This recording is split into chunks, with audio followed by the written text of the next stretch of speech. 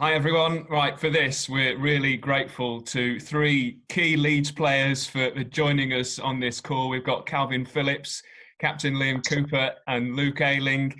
Plus, well, I mean, the word legend is overused, and I'll be making no exceptions whatsoever in this case. It's the former Leeds player, David Broughton, who's with us as well.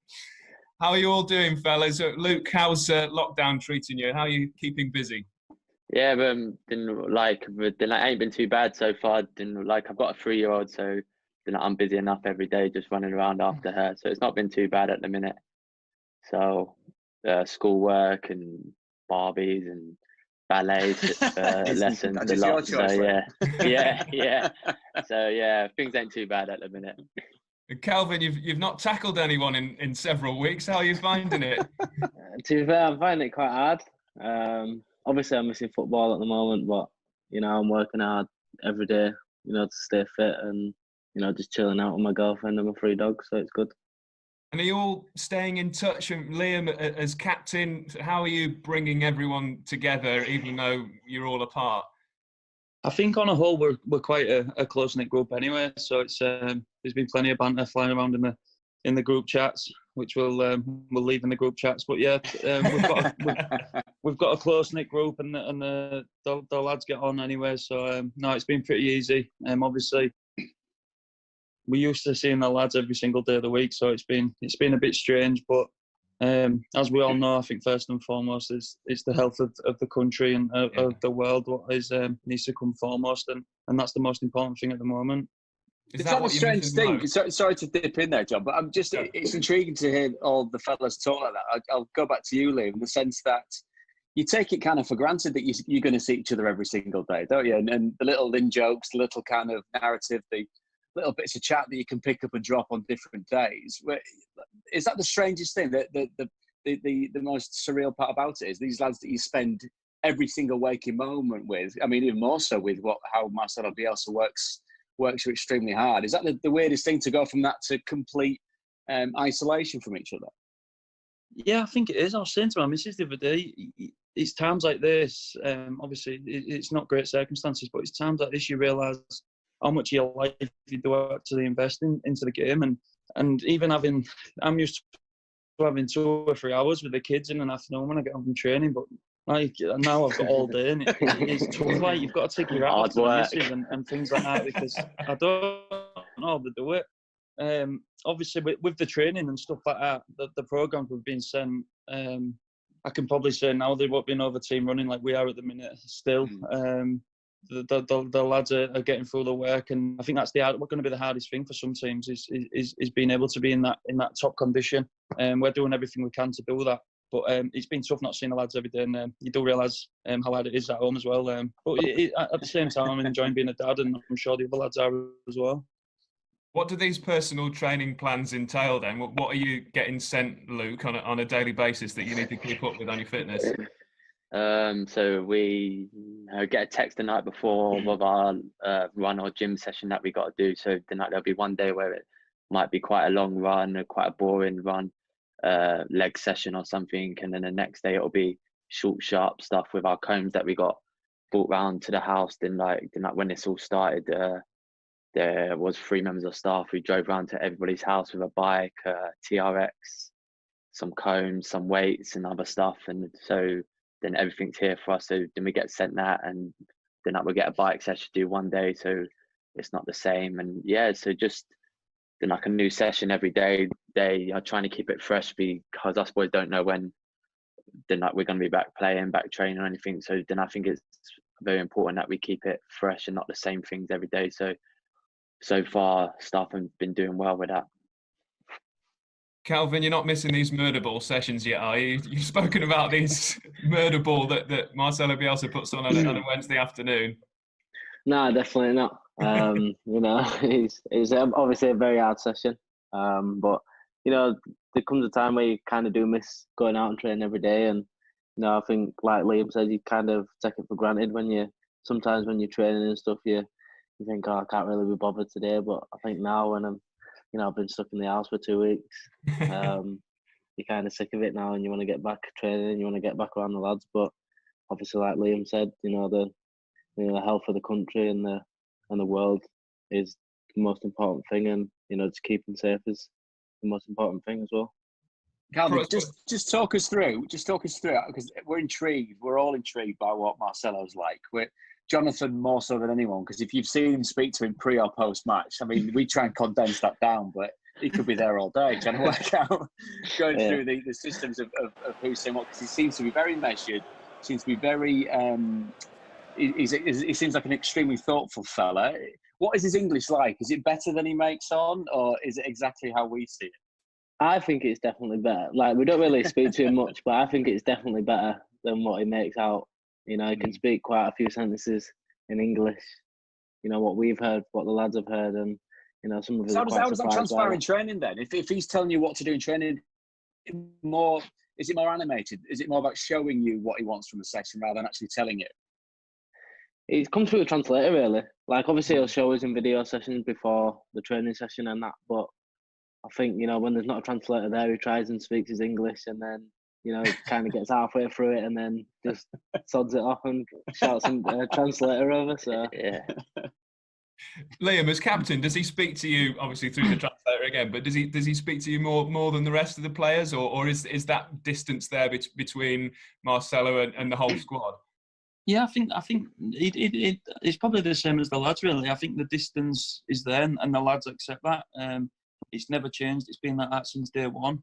I think he hands a lot over to the lads. He leaves it in our hands to look after the dressing room, to keep the spirits high in the dressing room, and that's the way it's always been. It's never differed, and for us, that's brilliant. He never steps in for anything unless it's football related and it's on the training pitch. So yeah, he sort of leaves that to us, and like I say, we've got a great group anyway. We've got a fairly young group. Barring Pablo, I think turns 35 in the next couple of weeks. So, yeah, we've got a young group and a group full of energy as well. There's a lot of banter and crack that knocks about, and it's all light-hearted, and we enjoy each other's company when hopefully we'll be back in each other's company soon. Calvin, you've spoken before about how much Marcelo Bielsa has improved you as a player. In what respect do you think he has? I mean, how do you think he's done that? Just the way that he works. I think, his coaching staff that he's got around him and how relentless he is with obviously weight targets and, how he wants you to go about training, giving 100% every day. I think it's something like that. I never thought, it'd improve me as much as what it has, and, coming in every day, with him being on my case about my weight all the time. There's nothing on there. There is. Oh, is that what the secret fact is? Is that what it is? Yeah. We all pick on me, to be fair. Feels like I've been known to do a few bike sessions. Let's put it 18 that way. months and he's not been on his target yet.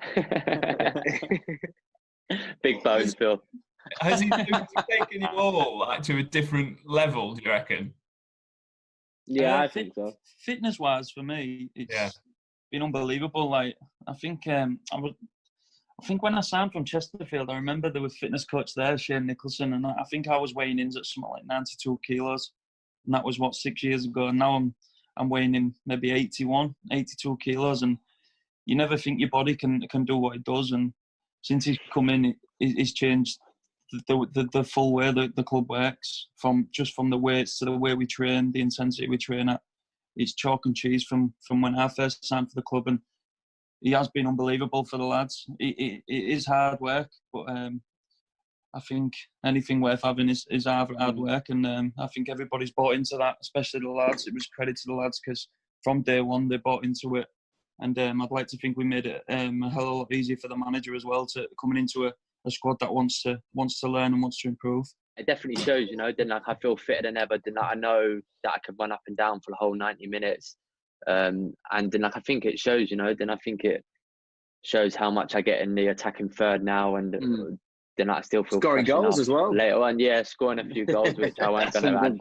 Thank you for bringing it up. So yeah, a few goals as well. So yeah, but then like it definitely shows, I think, and but then like it's down to then like everything we do in training. Then like going back to the training about how he gets his cross about then like his point across. Then I think then us boys know what we're doing in training every day. Then we go out, so it's not really too much talking now. We go out, we get our work done, but it's short, sharp blast. But then we are out there for a long time, but it's short, sharp blast, and we're working at real high intensity. And then I think that shows on the weekends.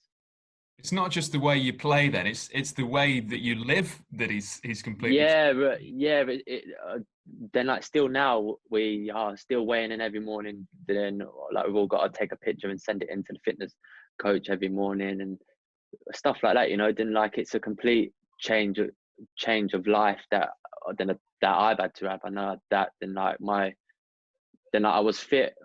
Then like before he come in, and then I thought I could do a lot, but then I've just taken it to the next level now and feel like I can do a lot more. And then I think that I can play on for maybe a few more years, which maybe I couldn't have before I was managed by him. So yeah, then it's a whole life change.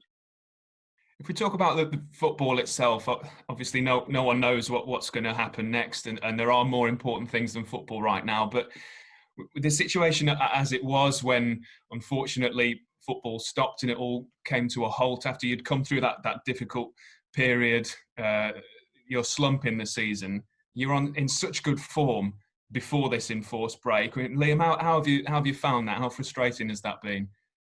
It's frustrating and it's difficult. I think obviously we won 5 games on the bounce. We was unbeaten in 6, and you're flying. You don't want nothing to come in the way of that. And obviously this virus has come along and it's forced us to stop.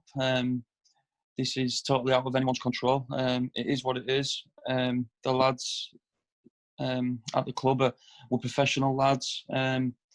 We know the scenario we're in, and we've got to be ready when we come back to hit those levels again. What we've reached in the previous 6 games before this, and like I said, there's only 9 games left, and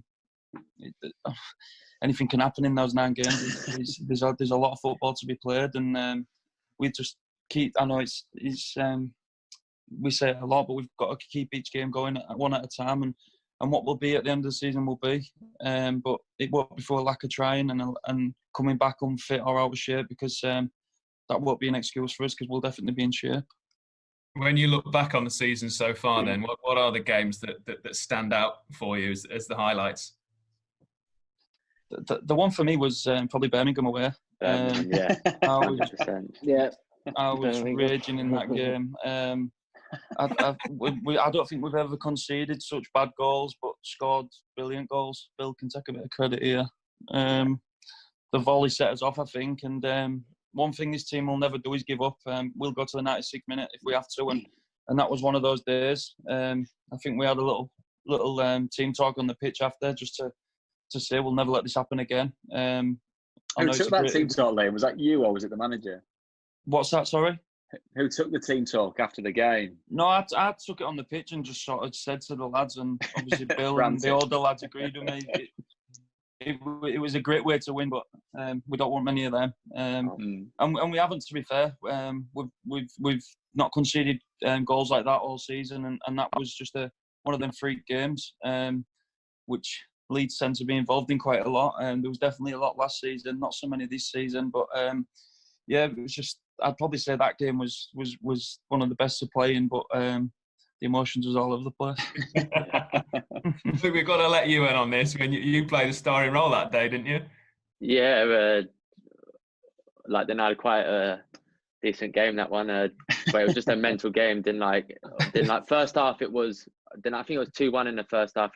We started really well, and then it all went mad in the second half. And it was like any time like a team went forward, it was a goal, and it was just crazy. It was back and forward, and yeah, scored a nice goal, set up a couple. So yeah, it went bad. We'll just stick to winning 1-0 there, Bill. Yeah, 1-0, clean sheets. Boring games. Don't know what for 9 more of them, definitely. Yeah, I'll take 9 of them. Definitely. Calvin, the other game against Birmingham at Ellen Road, it was a 1-0 win, and I mean, Calvin Phillips will always remember that. You scored the winner in that game, and do you sort of remember that as what Leeds are all about? The scenes that day were remarkable, weren't they? Yeah, I think so. I think, the atmosphere before the game, it's something that I've never experienced in my life. The crowd, just everything about it. The day was just a special day, and for me to go out and, score the winning goal, being a home grown lad, it's something I'll never forget, and, it's a massive achievement for me, and, obviously it'll go down the book. So, I'm very pleased with that and very happy with that. Calvin, you mentioned the crowd there. That's and only having experience of it in, I don't know, far-flung places that they found themselves in League One, and obviously being in that position where you would play at home but they'd still pack it out. We've now seen that go to another level. We've seen when we've done games from there, the kind of noise and the electricity in the ground. How much of a motivating factor is that? I mean, given your circumstances as well, being from the area, knowing exactly what the club means to the local people, that must make you feel 10 feet tall when you go out on the pitch. Yeah, I think that's what helps me, go out and, do the best I can, because I know that I know exactly what the fans want. I know, obviously, my family are massive Leeds fans. I know that, they want players that want to go out and, they want to die for the club, and they want to, play the best I can. And I think, it helps me go out and just do what I do, really. I think, it just gives me so much comfort knowing that we've got a full 35,000 at home, and some games where you away you got 7,000 plus. It helps us a lot, and I think the lads can agree that they've never really seen fans like it, and they're a massive part of the club, and they're a massive reason why we're doing so well. Do you need to be a certain character though to handle that weight of expectation? Yeah, I think. Yeah, but go on, Phil. Go on, mate. Go on. You go. Yeah, but then I think then the supporters around here love the club so much, and then it shows, and maybe when things ain't going too well, they voice their opinions. But then you've got quite a strong group and quite a close group, so it's about just keeping ourselves motivated. Then it was a bad spell that we went through, and some fans weren't happy, but there's a lot of fans that were just saying, keep going and keep doing what you're doing, and boys turned it round. So then it is hard when they get on your back a little bit, but then they pay their money, and they've been coming here for many years, so they got a right to air their views, and it's about us on the pitch to make them happy with us, really. Right, so you play for Leeds in League One, so if it feels wrong that Leeds have been outside the Premier League for such a long time, what was it like playing for Leeds at Ellen Road in League One? It was there was a novelty factor which for about 6 months the fans seemed to enjoy. So you go to places, just hearing Calvin talk there about the amount of fans that you take away with you. You go to somewhere, say Cheltenham, for example, and you'd look around the pitch as you're warming up or as about to kick off, and you'd kind of look around going, where are all the home fans then? And there'd be 90% away fans. There'd be a small pocket of home fans, and they'd make noise all the way through. They'd sing and shout. They'd be witty. They'd be noisy, as Luke says. They'd be cutting if things weren't going too well, and all the things that you'd want from a set of fans. Really noisy when things are good, and giving you a kick up the backside when they're not. So it was a real treat to see that firsthand. As I said, the novelty soon wore off when you're in your second season, still kind of farting around, going to places that aren't quite Ellen Road, shall we say. Yeah. So which was something that they had to deal with. But climbing back into the Championship, as we saw, and then being where they are now on the cusp of it, and that debate that we have when we talk about, when you hear Premier League teams talk about having Leeds back in the Premier League, when you hear people that you wouldn't necessarily class as a Leeds United fan, Gary Neville, for one, obviously died in the World Man United fan. When even he's welcoming Leeds back with open arms, you know exactly what they bring to the very top level. And they fit there. When you talk about teams that deserve to be there, the only ones that deserve to be there are the ones that are in it. You know what I mean? So until then, it's hypothetical. But if you see the type of football that's being played and the noise that's coming out of the stadium, and you could quite easily see how it could be part of the Premier League furniture once again. That League One playoff final that you lost against Doncaster, I mean, the Premier League can't have felt further away at that point. I mean, Liam, you were a boyhood Leeds fan. Were you there that day? Do you remember watching that game? No, I wasn't there. But I've watched way it plenty better of things times. to do. Yeah, watched it plenty of times on the Sky archives. But yeah, I think the club has been starved of top-flight football for so long, and that's sort of a bit of a burden we carry as well. Obviously, some of it is our doing and some of it isn't our doing. I think the manager said a few weeks ago, it's our story now. We've got to go and write our names in the record books, and this is part of our story. For whatever reason, Leeds have been starved for that long, and we've got to take it upon ourselves and go define our destiny and where we want to be. It'd be unbelievable for the club and for this group of lads. I don't think anybody deserves it more. The sacrifices we make as a group, and hopefully come the end of the season, whenever that may be, we can get the job done this time and class ourselves as Premier League players. As a whole lad, Liam, how did you get into supporting Leeds? It was mad, really. Obviously, all my family was all Hull City fans, and I think I just like to be a bit different. My dad was a West Ham fan, so it was. I had three choices. I don't know where that came from. It's a train journey, isn't it? He grew up in the 80s, and his brother, his late brother, always supported Liverpool, and he's seen them win everything, and he just went the other way. He said, right, I'm going to go support West Ham. So I had three choices. It was Hull, West Ham or Leeds, and I picked Leeds United, and I've never looked back. So if you'd been told as a boy that one day you'd go on to captain Leeds, I mean, that would have been beyond your wildest dreams, wouldn't it? No, it was. Even when I was a boy, we used the academies was different. We was a school of excellence, and Leeds was an academy, so we didn't get to play too much against Leeds. But sometimes in the pre-season or in the friendlies, we used to go and play up at Fort Parch, and God, the facilities up there are unbelievable. And then to walk in 2014 as a player was unbelievable, and then to become captain of a club you've always supported, it's you have to pinch yourself sometimes. It's hard to come to terms with, but it's a job I take a lot of pride in, and one I hope I can do well and set a good example to the younger boys coming through at the club, and hopefully Calvin can step in one day and captain them as well. So it'd be it's like I said, it's a job I take very, very seriously, and one I'm proud to do. Obviously, can I just get Luke's take on this, just to bring in the token Southerner? Obviously, you're like North Midlands, aren't you, Oaksy? Whereas Luke is obviously bona fide from down south. Spent a lot of his playing time down in the southwest. I mean, geographically, culturally, have you found much difference coming up here and being surrounded by the likes of Coops and Calvin and trying to work out what on earth they're saying? No, but like then like playing at Arsenal, there's people coming in from all kinds of different places, and so.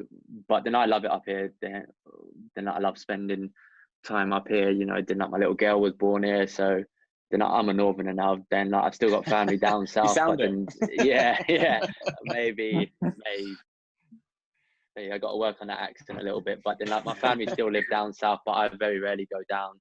They always come up, so yeah. But then I just enjoy being up here. You know, there's nicer way of living. It's slower way of living. Then I can live in a nice little village where everybody says morning to you and everybody looks out for you.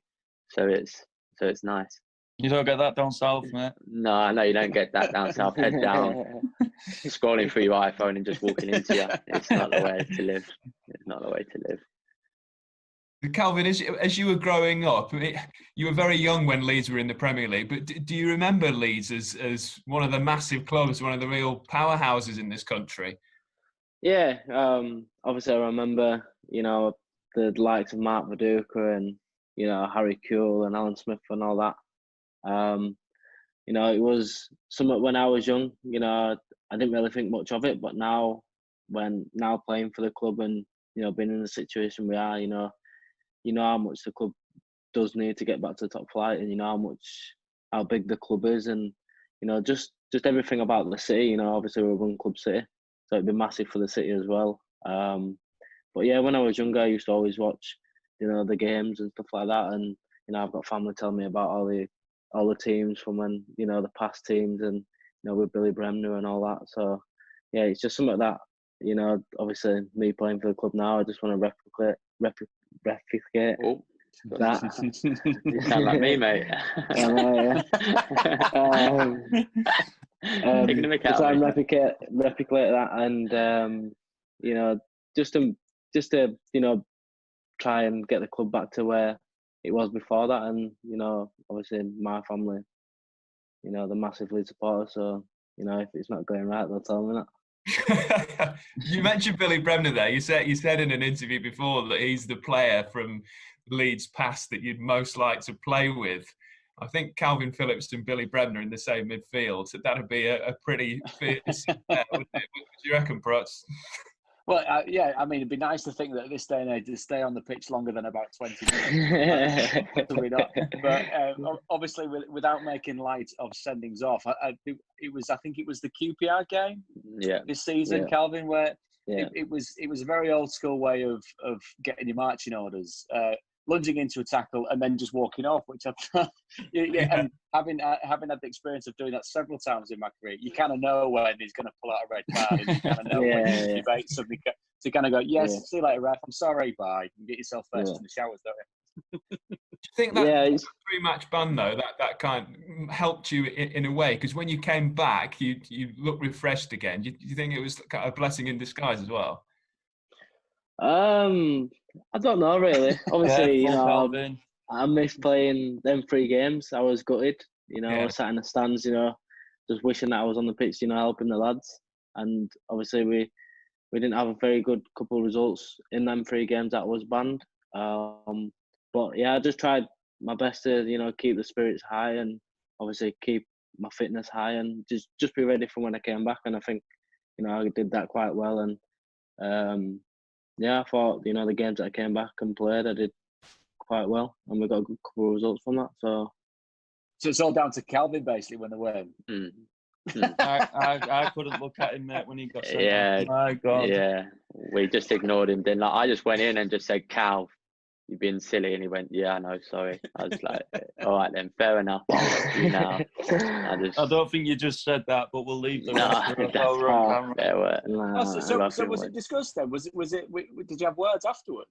Yeah, but like then I just went in and just said, "Yeah, just Calvin, like, why have you done that?" Like then but then like pretty much the game was done. There weren't much left of the game, and like then it was a tough spell. And Calvin's such a big player for us. Then like Calvin starts all our moves off, you know. Then like he's always a pass. He plays the balls into the final third. So he's such a big player for us, and for him to be missing for 3 games, it was a big loss at the time as well, where things weren't going well, and we had some games coming up where then like they were games where we were really looking at thinking, right, then like we got a chance to have some results here, and then to have somebody like Calvin not being able to play, then like it hurt us. And Calvin, to be fair, like he never tried to make any excuse. He never, like some people might get a bit touchy if you say something to him, but Calvin said, yeah, but Calvin just went, yeah, do you know what? I'm sorry, I've been stupid, and it was. That's a great reflection on the respect, and you can even see it when we're all chatting here. There's obviously a great camaraderie. You're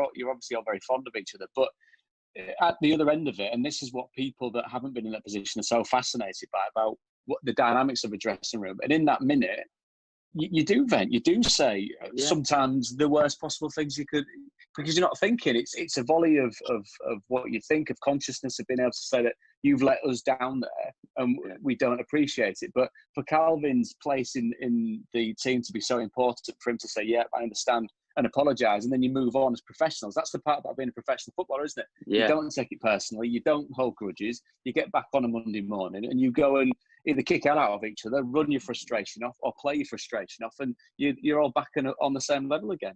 Yeah, but then like 100%. Then like but then like done it straight away as well. Which I was surprised at, because you know when you've then like just come in for a game, then I think it was like 90 something minutes, so it was pretty fresh still.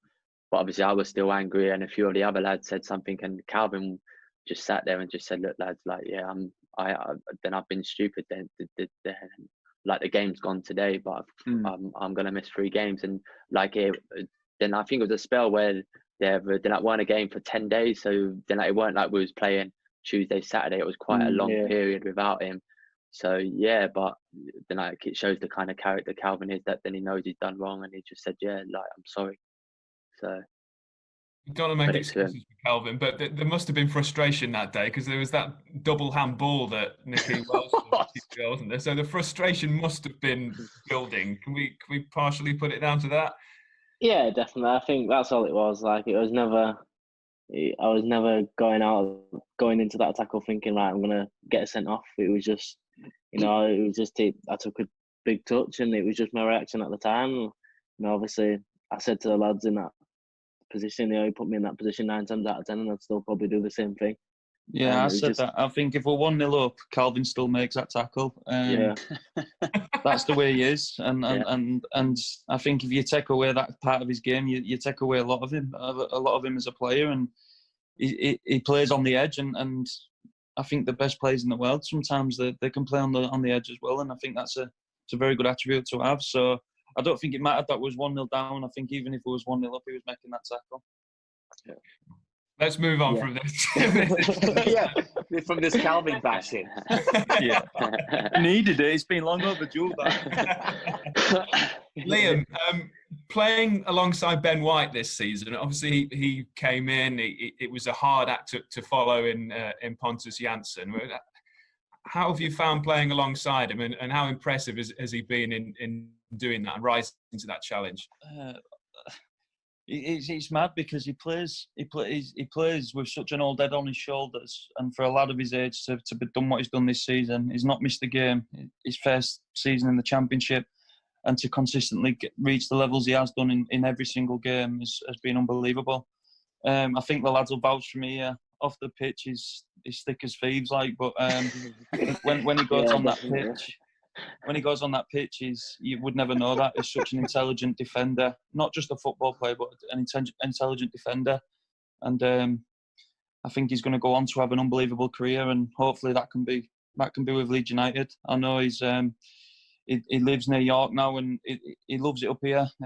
He took to the group straight away. Like I said, we've got a young group, and it was easy for him to settle in. But yeah, he's been unbelievable, and I think he's proved to everyone who did doubt him that he'd only played up to League One that he can definitely do it at this level, and he will probably go on to do it at the highest level as well.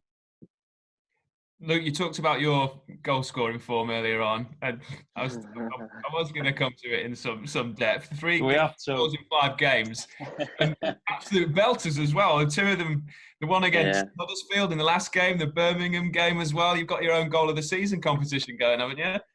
Yeah, well, then I think I'm up for maybe 2 of the top 3 because I like Stewie goals against Stoke, but I think I'm 2 of the top 3, which isn't bad for right back. And like I see some people talking about Tyler's goal against Hull because it was a nice build up from the team. Then I think we won the ball to back down in the left back position. We went up and scored.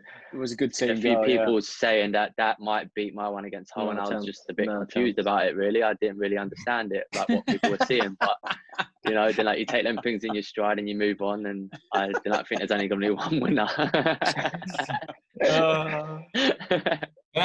After that, the goal against Huddersfield, Prutz was raving about your luxurious main that you let down in the celebration. Prutz is a specialist on this subject. Oh my God! The middle of that's the least a decade ago. That's how ahead of the curve I was. So. Yeah, fair enough. Yeah, nice. Strong that. Who's got the best Barnet fellas out of Luke and Prutz? Careful, lads. Guys, we've got a training here. There's only one of these people you're going to see very soon. How many times have you watched that goal back, Luke? To be honest, every day. Every day since it's happened. About probably for the first week, I watched it probably about 30 times every day, just on repeat. Then it would be about 10:30 at night, and then I'll be in bed. Lights will all be off, and then I'll just put it on one last time, and then I'll just get a big elbow from the missus. Luke, go to sleep now. Turn that bloody thing on. Come on. I will probably never score a goal like that again. So it's just, then that was a nice goal and something that I always have. So it was in the WhatsApp group, wasn't it, Bill? It was. 3 minutes. Did he put it in himself? Yeah, but then literally I walked in, I found it and stuck it in the WhatsApp group. Here you go, lads, here it is. Yeah. You said you never score one like that again, but didn't you score an identical goal in training the day before? The day before, yeah. The day before then I was doing our crossing stuff that we do most days, and it just fell, and it just didn't. Like, I've never scored one like that before in my life. Then, like, the boys were vouched that my shooting's awful.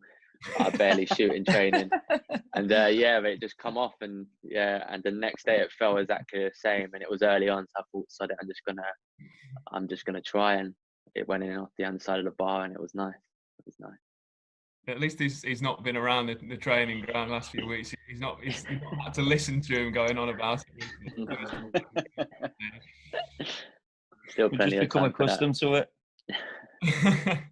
So you're staying. I mean, how often are you being in touch with each other? Is this like daily? Is the WhatsApp group is that pretty lively at the moment? Yeah, I think every day. I think there's all sorts of. What did Tyler fire in today, lads? Getting boxes of meat dropped off. The meat's being dropped off because there's a company around here that said they'll drop us off some food and that. So we got that, and then and other stuff that gets put in the group chat, and just daily banter, which happens a lot, then up and down the country. So it's a daily thing. Luke, what's the point?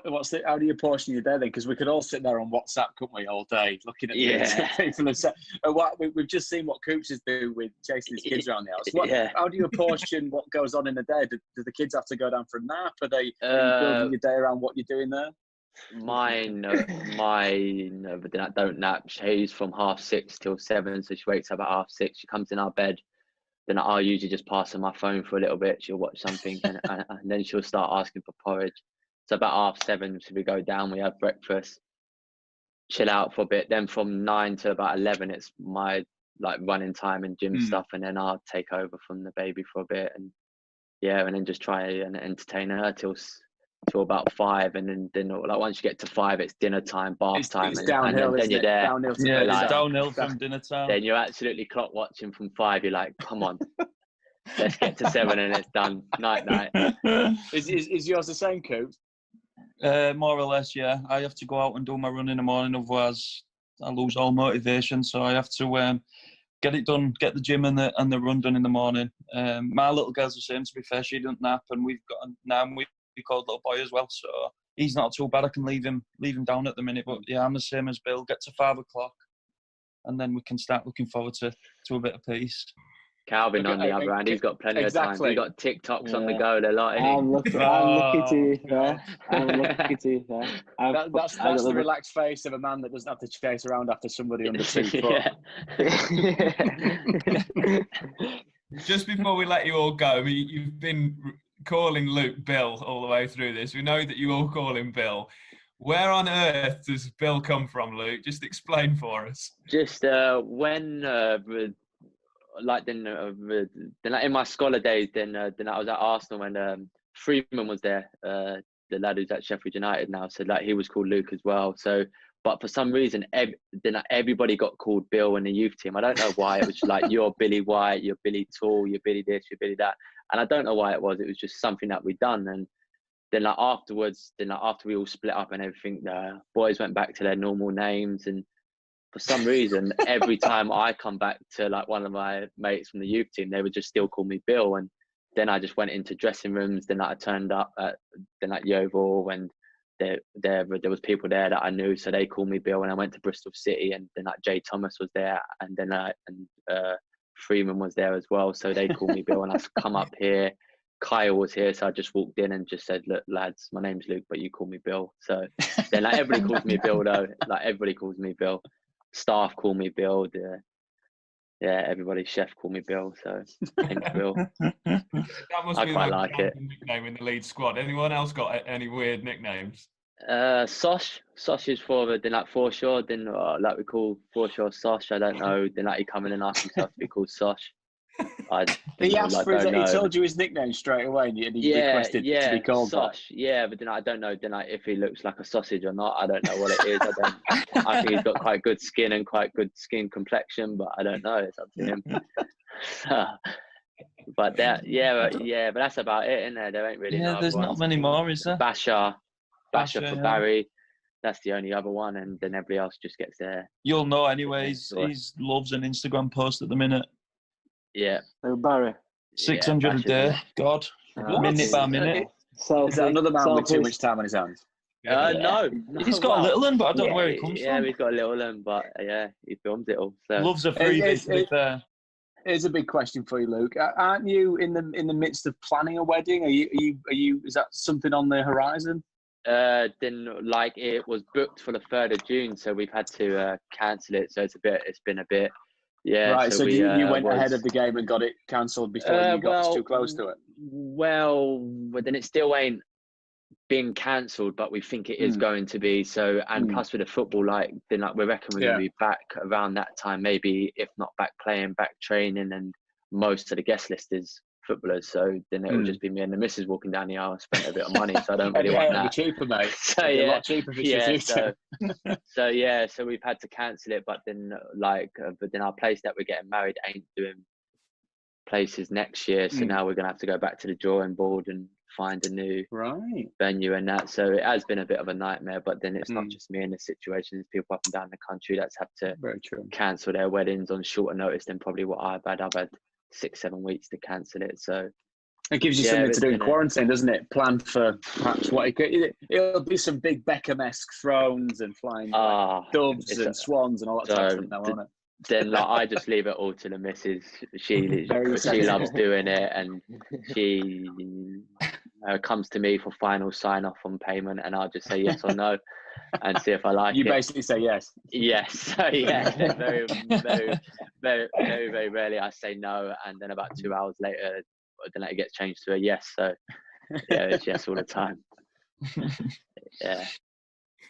Right, we'll let you all go. We really appreciate your time. Thanks very much, and keep well, and hope to see you all soon. Cheers. Thank you. Cheers, fellas. Cheers. Bye-bye. Bye-bye. Thank you.